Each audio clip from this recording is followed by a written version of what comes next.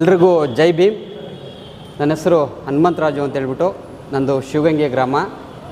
ದಲಿತ ಪರ ಸಂಘಟನೆಗಳಲ್ಲಿ ಮತ್ತು ದಲಿತ ಸಂಘರ್ಷ ಸಮಿತಿಯ ಮೂಲ ಸಂಘಟನೆಗಳಲ್ಲಿ ಸುಮಾರು 92ರಿಂದಲೂ ಸಹ ನಾನು ಕಾರ್ಯನಿರ್ವಹಿಸ್ಕೊಂಡು ಬಂದಿದ್ದೀನಿ.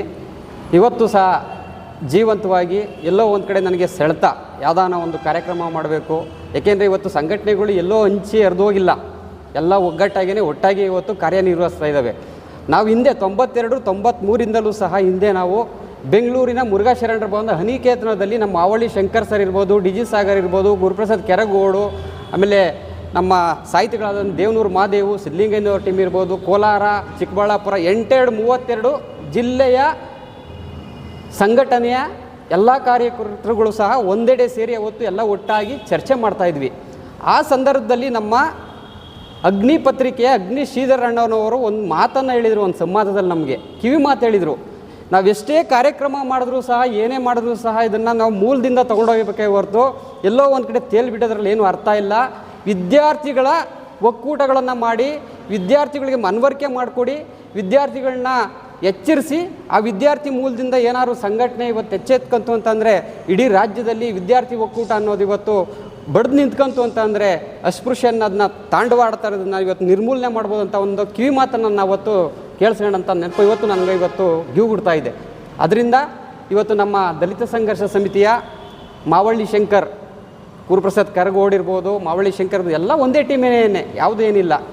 ನಮ್ಮ ಕಾರಳ್ಳಿ ಶ್ರೀನಿವಾಸಣ್ಣನವರು ಮತ್ತು ನಮ್ಮ ಬೆಂಗಳೂರು ಗ್ರಾಮಾಂತರ ಜಿಲ್ಲಾ ದಲಿತ ಸಂಘರ್ಷ ಸಮಿತಿ ವತಿಯಿಂದ ಇವತ್ತು ಒಂದು ಪ್ರಬಂಧ ಸಭೆಯನ್ನು ಇವತ್ತು ಆಯೋಜನೆ ಮಾಡೋರು. ಇದೊಂದು ಐತಿಹಾಸಿಕವಾದಂಥ ಒಂದು ಕಾರ್ಯಕ್ರಮ ಇದು.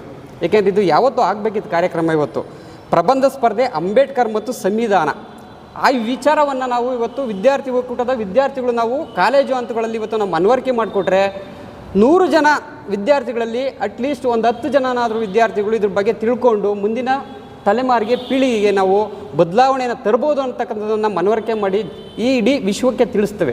ನಮ್ಮ ಬಾಬಾ ಸಾಹೇಬ್ ಅಂಬೇಡ್ಕರ್ ಹೇಳಿದಂತೆ ಧರ್ಮ, ಜಾತಿ, ಅಸ್ಪೃಶ್ಯ ನಿರ್ಮೂಲನೆ ಆಗಬೇಕು ಅಂತಂದರೆ ವಿದ್ಯಾರ್ಥಿಗಳಿಂದಲೇ ಸಾಧ್ಯ ಅಂತಕ್ಕಂಥ ಒಂದು ಮಾತನ್ನು ನಮಗೆ ಹೇಳಿದರು.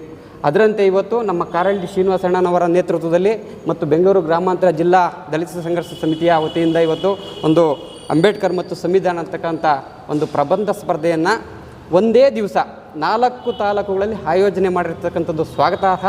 ಈ ಕಾರ್ಯಕ್ರಮ ಬಹಳ ಯಶಸ್ವಿಯಾಗಿ, ಅದ್ಭುತವಾಗಿ ನೆರವೇರ್ತದೆ, ಯಶಸ್ವಿನೂ ಆಗ್ತದೆ.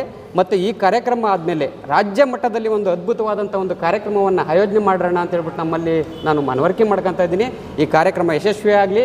ನಾವು ನಮ್ಮ ತಾಲೂಕಿನಿಂದ ಈ ಕಾರ್ಯಕ್ರಮಕ್ಕೆ ಎಲ್ಲ ಸಹಕಾರವನ್ನು ನಾವು ಸಂಪೂರ್ಣವಾಗಿ ನೀಡ್ತೀವಿ ಅಂತ ಈ ಸಂದರ್ಭದಲ್ಲಿ ಹೇಳ್ತಾ, ಈ ಕಾರ್ಯಕ್ರಮಕ್ಕೆ ನಾನು ಅದ್ಭುತವಾಗಿ ನಾನು ಸಹಕಾರವನ್ನು ನೀಡ್ತಾ ಇದ್ದೀನಿ. ಎಲ್ಲರಿಗೂ ಜೈ ಭೀಮ್.